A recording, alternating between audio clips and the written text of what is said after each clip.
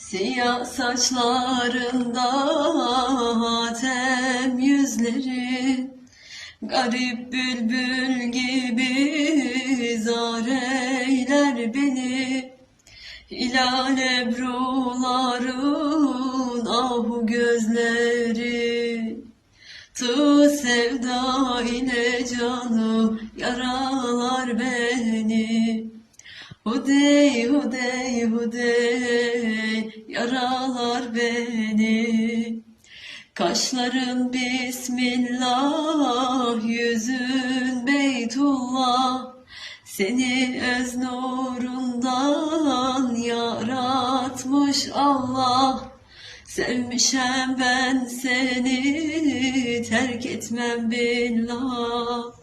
Aşkın hançeriyle canım vuralar beni.